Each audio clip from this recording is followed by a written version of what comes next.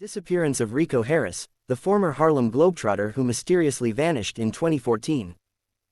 Rico Omar Harris was driving from Los Angeles to Seattle when he left a message for his girlfriend, pulled off the interstate, and disappeared in the mountains west of Sacramento.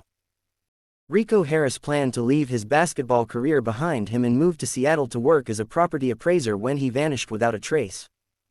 Rico Harris was desperate for a fresh start in life.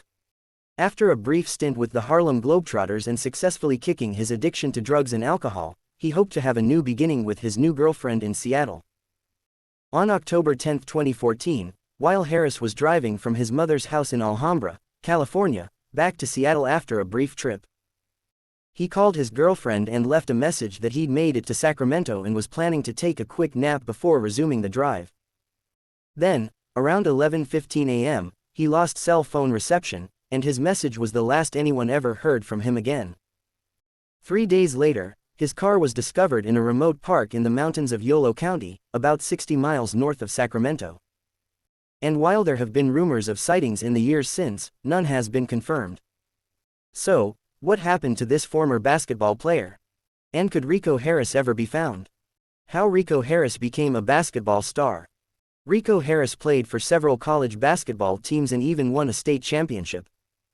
Born on May 19, 1977, in Los Angeles, Rico Omar Harris was the first son of Henry Harris and his then 17-year-old girlfriend, Margaret Fernandez. Henry, a semi-professional basketball player, was violent and abusive and would turn his anger on Margaret and Rico. By the early 1990s, Margaret divorced him and took Rico with her. Like his father, Rico Harris showed an interest in playing basketball from a young age. The younger Harris eventually reached a height of nearly 7 feet. And although he lived with his mother in Alhambra, California, he used his father's Temple City, California, address to attend high school there, where his star talent on the court really began to rise. Throughout his high school career, Rico Harris was praised for his NBA-level potential. It wasn't long before he began attracting attention from top college scouts, and Lamar Odom even began checking out his games. Eventually, he settled on Arizona State University in Tempe. But it was here that trouble began brewing. In March of 1996, Rico Harris was arrested for unlawful imprisonment after 2 women claimed that some players, including Harris, forced them to have sex against their will.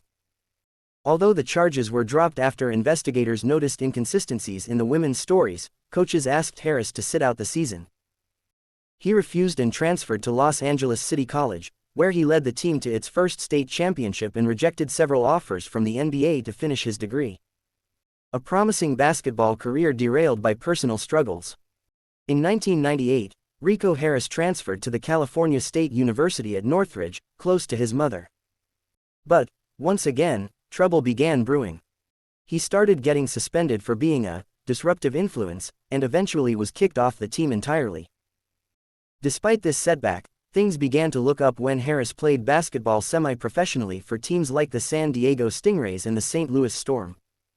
He even started playing for a traveling team put together by rapper Master P.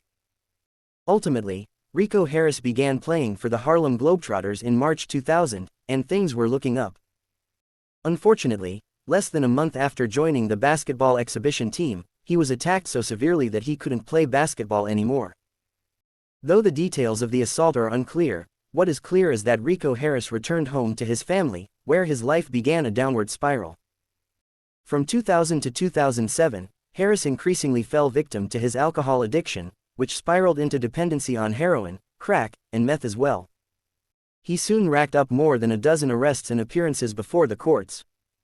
He even overdosed on prescription medication. But in 2007, Rico Harris began to turn his life around. He got clean after completing a rehab program provided by the Salvation Army, got a steady job working as a security detail, and even began a serious relationship with insurance broker Jennifer Song.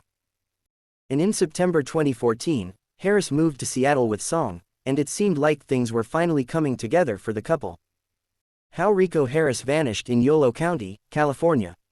Rico Harris' black Nissan parked near Cache Creek shortly after his disappearance. On October 9, 2014, Rico Harris paid a visit to his family, hoping to get closure for his family issues. Despite his father's violent abuse, Harris continued to yearn for his approval for the rest of his life. The visit with his family was a brief one, and marred by failing to get what he hoped out of the conversation with his mother. After buying a new cell phone for his younger brother as a present, Harris departed for Seattle shortly after midnight on October 10. As he traveled north on Interstate 5, Rico Harris stopped at a gas station just outside Sacramento to refuel. At 10:45 a.m. on October 10, 2014, he called Song and told her he'd be going up to the mountains to rest. He hadn't gotten much sleep since he'd left Seattle, and he wanted to arrive feeling somewhat refreshed. He had a job interview lined up the following day as a property appraiser. Then, at 11:15 a.m., he lost cell phone reception and never regained it. 3 days later, police discovered his car in the parking lot of a remote park off California Route 16 near Cache Creek about 60 miles north of Sacramento, but Harris was nowhere to be found.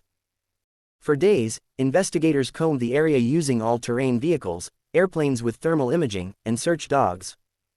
They eventually found his backpack with his phone inside. And they'd found all but one of his credit cards in his car, along with a plastic bottle containing some kind of alcohol. A few people reported seeing a man that matched his description the week after his disappearance, but none was positively identified as Harris. By October 22, the search was scaled back and is, officially at least, still ongoing.